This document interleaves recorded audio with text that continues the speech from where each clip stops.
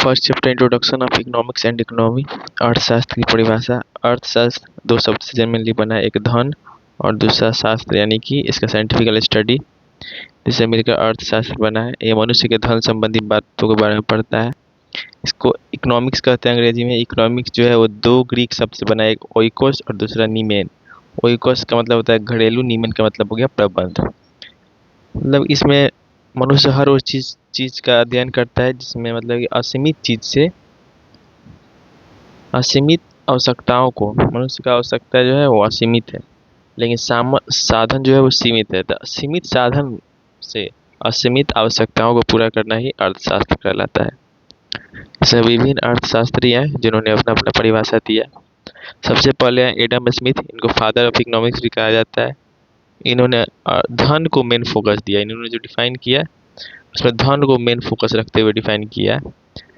इनका एक बुक था an inquiry into the nature and causes of wealth of nation. Generally इसको wealth of nation से ही फेमस है। 1776 में इसको पब्लिश किया गया। इसके मेन आलोचक थे कार्लाइल, रस्किन और मॉरिस। कार्लाइल, रस्किन और मॉरिस, इन्होंने इसका आलोचना यह करते हुए किया कि तो इसमें पूरे जगह धन धन का ही बात कर रहे हैं और कुछ इसमें बात ही नहीं की है, लाइक मानव के हिसाब से कुछ बात ही नहीं की है। उसके बाद आया एल्फ्रेड मार्शल यानी कि डॉक्टर मार्शल का परिभाषा। इन्होंने इस परिभाषा में कल्याण और भौतिक पदार्थ पर में जोर दिया। मतलब कि अर्थशास्त्र का मतलब वही हुआ जो मानव कल्याण के लिए है और जो भौतिक पदार्थ है। इनका बुक था प्रिंसिपल ऑफ इकोनॉमिक्स, जिसका प्रकाशन 1890 में हुआ। एक अर्थशास्त्री रॉबिन्स, उन्होंने इसका मजाक उड़ाते हुए और आलोचना करते हुए कहा कि क्या ऐसा नहीं है कि जिसका जो भौतिक चीज़ नहीं है उसका कोई अर्थशास्त्र में उपयोग नहीं है। और यह कहते हुए कि ये सिर्फ मानव मानव कल्याण तक ही सीमित है। इन्होंने इसको खारिज किया। उसके बाद उन्होंने खुद अपना एक परिभाषा दिया। उन्होंने कहा, रॉबिन्स ने कहा, रॉबिन्स की परिभाषा के हिसाब से अर्थशास्त्र वह विज्ञान है जो विभिन्न उपयोग और सीमित साधनों का उद्देश्य से संबंध रखने वाले मानवीय व्यवहार का अध्ययन करता है। इन्होंने धन पर जोर दिया, इन्होंने मानव कल्याण और भौतिक पदार्थ पर, इन्होंने मानवीय व्यवहार पर। रॉबिन्स के उपयोग इन्होंने क्या किया कि दुर्लभता को बहुत ज़्यादा अपनी इम्पोर्टेंस दिया। इनका एक फेमस बुक था an essay on the nature and significance of economic science, जिसका प्रकाशन 1932 में हुआ। इनके भी आलोचक हुए।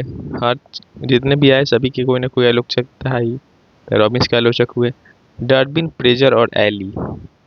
डर्बिन, प्रेजर और एली, इन्होंने रॉबिन्स के इस डिफिनीशन को भी इन्होंने आलोचना किया। उसके बाद सैमुअल्सन है, जिन्हें नोबेल पुरस्कार भी मिला अर्थशास्त्र के लिए।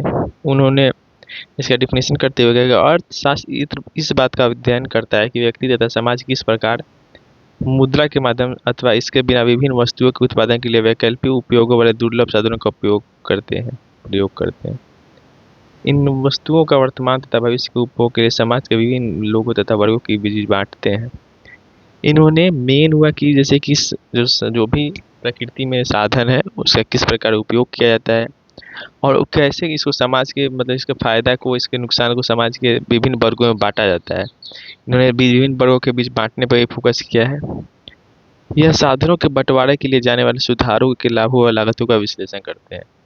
यानी कि इनके डिफिनेशन है बंटवारा मतलब जो भी था प्रॉफिट लॉस, उसको समाज के विभिन्न वर्गों में बंटवारा पे इन्होंने फोकस किया और समाज के विभिन्न वर्गों में उसके फायदा से होने वाले सुधारों पर फोकस किया, जैसे जो लाभ होगा या फिर जो लागत लगेगा उस पर फोकस किया।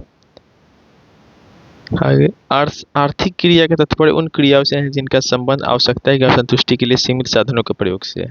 पहले पढ़ चुके हैं कि सीमित साधनों का उपयोग करते हुए ही मनुष्य कैसे अपने असीमित आवश्यकताओं को पूरा करता है, उसे ही इकोनॉमिक्स कहते हैं। उसके अंदर जो आर्थिक क्रिया आता है, इकोनॉमिक एक्टिविटी, उसको जनरली 4 पार्ट में डिवाइड किया गया है।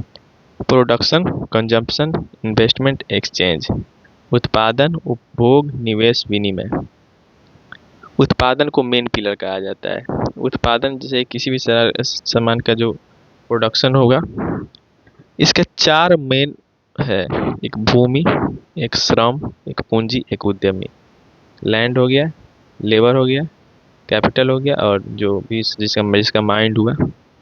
उद्यमी इन्वेस्टर एंटरप्रेन्योर जो होता है वही जो मेन माइंड लगाता है। उसका कंजप्शन तो उसका यूज करेगा, इन्वेस्टमेंट चाहिए कहीं ना कहीं से, तो इन्वेस्टमेंट चाहिए बिजनेस के लिए। विनिमय मतलब उसको खरीद बिक्री वगैरह, जैसे उधर ट्रांसपोर्टेशन वगैरह। उसके बाद आता है अर्थशास्त्र के प्रकार। पहला आता है माइक्रो, यानी जो खुद तक सीमित हो, जैसे व्यक्तिगत गृहस्थ, व्यक्तिगत फर्म, व्यक्तिगत उद्योग, यानी जो खुद तक सीमित हो उसको जनरली हम लोग कहेंगे माइक्रो में।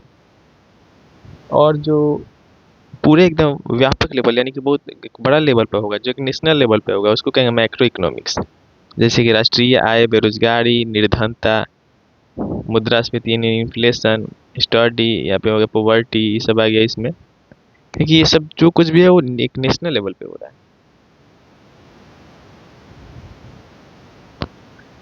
नेक्स्ट पॉइंट है स्कार्सिटी एंड चॉइस। इसको जनरली सप्लाई एंड डिमांड भी कहते हैं। मतलब कि जितना ज़्यादा सप्लाई होता है, जैसे जितना ज़्यादा डिमांड होगा उतना सप्लाई होगा। और सप्लाई वाला जो चीज़ है वो एक दुर्लभ है। दुर्लभ का मतलब हुआ कि वो मतलब कि ज़्यादा मात्रा में अवेलेबल नहीं है, वो ख़त्म हो भी हो सकता है, उसको समय से रिप्लेनिश नहीं किया, तो उसको कहेंगे हम लोग दुर्लभ चीज़, जिसका स्कार्सिटी हो सकता है, कमी हो सकता है।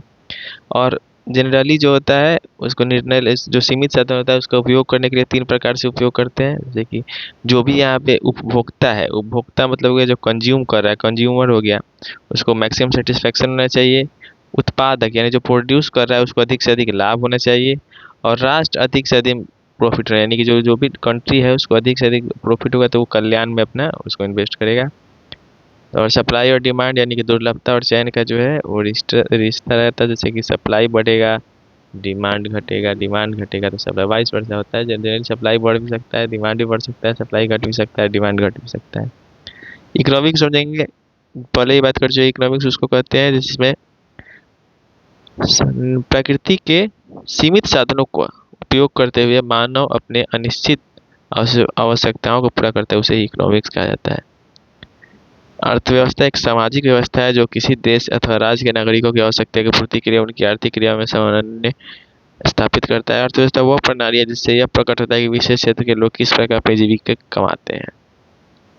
अर्थव्यवस्था के प्रकार। अर्थव्यवस्था सबसे पहले आ गया पूंजीवादी अर्थव्यवस्था। ये बाजारी शक्ति है, पूंजीवादी अर्थव्यवस्था बाजार अर्थव्यवस्था अर्थव्यवस्था भी कहते हैं। और ये इसको स्वतंत्र छोड़ दिया जाता है कि जितना प्रॉफिट करना है प्रॉफिट कीजिए, लॉस करना है लॉस कीजिए। जनरली इसमें गवर्नमेंट का इंटरफेरेंस थोड़ा कम होता है। इस अर्थव्यवस्था में लोगों को निजी संपत्ति रखने तथा इसको अपना इच्छा अनुसार प्रयोग करने का पूर्ण अधिकार प्राप्त होता है। और इस अर्थव्यवस्था में कीमत का निर्धारण बिना किसी बाहरी हस्तक्षेप के बाजार के मांग और पूर्ति के देखते हुए किया जाता है। इस अर्थव्यवस्था में उत्पादन मुख्य रूप से लाभ प्राप्त करने के लिए किया जाता है, जिसे बहुत ही ज़्यादा कंपटीशन होता है। पूंजीवादी अर्थव्यवस्था के जो फादर कहा जाता है वो एडम स्मिथ को कहा जाता है। इसके भी जो देश इसका फॉलो करते हैं उसमें हो गया अमेरिका, ब्रिटेन, जापान, कनाडा। इसको स्वतंत्र अर्थव्यवस्था भी कहते हैं और बाजार अर्थव्यवस्था भी कहते हैं। उसके बाद समाजवादी अर्थव्यवस्था। समाजवाद एक आधुनिक विचारधारा है। इसका जनरली सरकार से होता है कि जो भी कंपनी है उसको गवर्नमेंट ओन करेगा। उसमें मानव कल्याण के लिए समाज, ये इसमें जो भी प्रॉफिट होता है उसको मानव कल्याण में बांटा जाता है, ना कि एक व्यक्तिगत व्यक्ति इसको रखता है। जो भी इसका लाभ हुआ उसको सामाजिक कल्याण के लिए यूज किया जाता है। इसमें प्रतियोगिता कंपटीशन कम होता है क्योंकि जनरली ये गवर्नमेंट के द्वारा किया जाता है। उसके बाद इसको पहले जो यूएसएसआर यानी कि रसिया था उसमें पहले ये समाजवादी ही सिर्फ था। उसके बाद आता है मिक्स्ड इकोनॉमी। इसके जो समाजवादी इकोनॉमी थे इसके फादर जनरली कार्ल मार्क्स को कहा जाता है क्योंकि उन्होंने इसको वकालत की थी। और मिक्स्ड इकोनॉमी देखते हैं इसको जॉन मेनर्ड किन्स ने इसको सबसे पहले एक तरीके से इसको लागू करने के बारे में बात किया। इसमें दोनों का मिक्स होता है, पूंजीवादी और समाजवादी दोनों का। इसमें सबसे बढ़िया बात भी है, जनरली मैक्सिमम कंट्री इसी को फॉलो भी करते हैं। मिश्रित अर्थव्यवस्था, इंडिया भी मिक्स्ड इकोनॉमी ही है। मिश्रित अर्थव्यवस्था में निजी एवं सार्वजनिक दोनों क्षेत्रों एक दूसरे को कोऑपरेट करते हुए आगे बढ़ना होता है।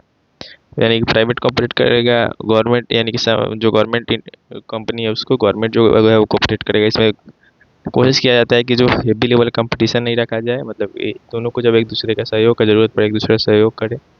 ये नहीं कि प्रॉफिट के लिए कुछ भी किसी हद तक गुजर जाए। इसी तरह से सरकार लोकतांत्रिक योजनाओं द्वारा देश के आर्थिक विकास के लिए प्रयत्नशील रहती है। इन योजनाओं में सार्वजनिक तथा निजी दोनों क्षेत्रों का समान महत्व दिया जाता है मिक्स्ड इकोनॉमी में। भारतीय अर्थव्यवस्था एक मिश्रित अर्थव्यवस्था, मिक्स्ड इकोनॉमी का सबसे अच्छा उदाहरण है। जब हम लोग का देश आज़ाद हुआ तो हम लोग को मिश्रित अर्थव्यवस्था क्यों अपनाए, उसका भी कारण देखिए। जब हम लोग का देश आज़ाद हुआ उस समय निजी क्षेत्र इतना मजबूत नहीं था, जैसे जनरली टाटा बिरला ये लोग थोड़ा बहुत थे, लेकिन इतना भी उन लोगों का नहीं था कि पूरा देश को पूरा अच्छे से चला पाए। इसीलिए हम लोग फुल रूप से हम लोग निजी पूंजीवादी को भी अब नहीं अपना सकते थे। सरकार के पास भी इतना रुपया नहीं था कि वो खुद से अपना पूरा सब कुछ समाजवादी ही कर ले।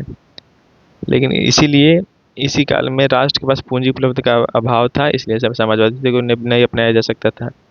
सरकार अर्थव्यवस्था में अपनी भूमिका कम ही रखना चाहती थी ताकि व्यापक रूप से फैले गरीबी तथा बेरोजगारी पर ध्यान दिया जा सके। उस समय गरीबी और बेरोजगारी बहुत ज़्यादा था, इस पर ध्यान देने के सरकार अपना पूरा अर्थव्यवस्था पर ध्यान नहीं दे सकता था। भारतीय अर्थव्यवस्था में वैश्विक प्रतिस्पर्धा का रूप बनाने हेतु पूरा ग्लोबल लेवल पर कंपटीशन करने के लिए मिश्रित अर्थव्यवस्था को ही अपनाया। लेकिन 1991 तक जब लिबरलाइजेशन हुआ, उसके पहले जनरली इंडिया का जो था वो मेन झुकाव था उसके प्रति सोशलिस्ट इकोनॉमी की तरफ ही था। तो मिश्रित थी, लेकिन मतलब कि बाहरी देशों से उतना नहीं होता था इंपोर्ट एक्सपोर्ट। आगे पढ़ना होगा उसके बारे में।